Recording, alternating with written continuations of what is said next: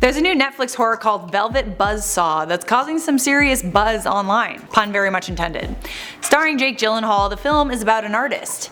But it's actually based on the true story of a series of paintings by Giovanni Bragolin. Welcome back to InformOverload, I'm Charlotte Dobre. Before I get into this video, tell me what your favorite horror film is down there in the comments. Giovanni Bragolin painted over 60 portraits in the 1950s. These portraits were of teary-eyed, poor-looking children. The paintings were actually inspired by World War II, and each child is depicted with a very sad and even haunted-looking expression.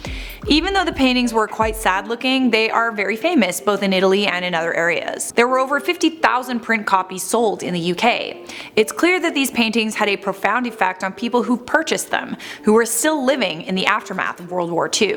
Up until 1980, the paintings by Bragolin were widely distributed and reproduced. Plenty of people bought them and had them in their homes.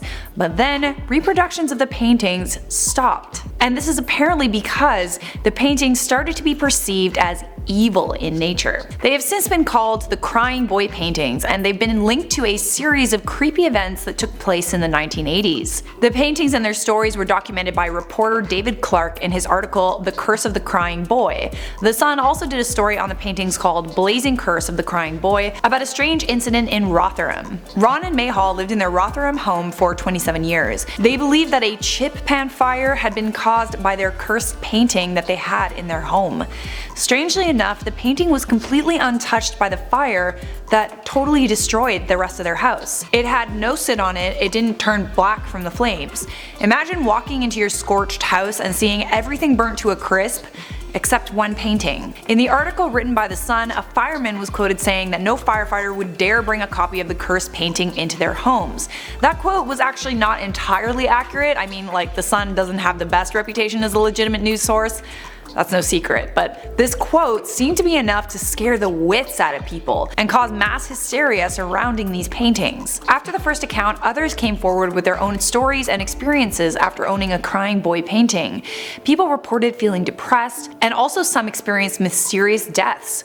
One woman blamed the death of her husband and 3 sons on the Crying Boy painting she owned. One woman from the Isle of Wight said that she tried to burn the painting, but it wouldn't burn. The media blew this story out of proportion, which contributed to the public's superstitions. Eventually, the Crying Boy paintings became a part of folklore. One of the most famous Crying Boy stories is about a boy who became known as Diablo, who apparently set fire to the artist of the Crying Boy painting studio, and supposedly later in this boy's life he died by fire. So why did all this hysteria start over a series of paintings?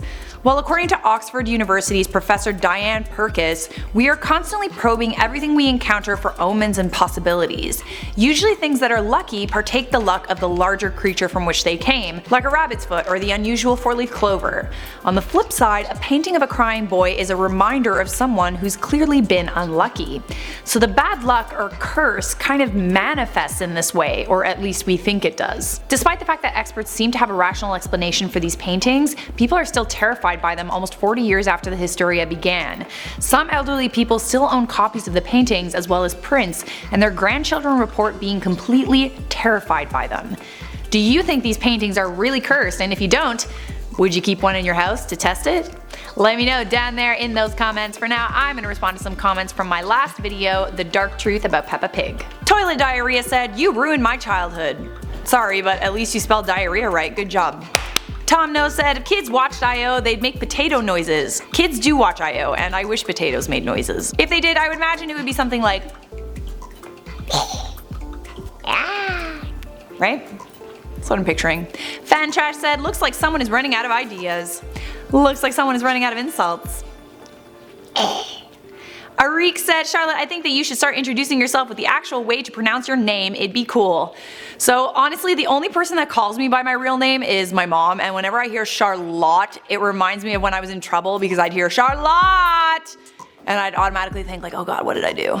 So let's stick with Charlotte. Cool? Vampire said, finally found your personal channel and subscribed. My bad, it took so long. Thanks for the info on this cartoon, definitely keeping that one tucked away from my kid. Thank you for subscribing to my personal channel. This weekend I'm making a video about where the potato thing came from, so if you're curious about that, subscribe. The video is over, thank you for watching. To keep watching, click that playlist, and make sure you leave a thumbs up, subscribe, and turn on those notifications so I can see you in the next IO video.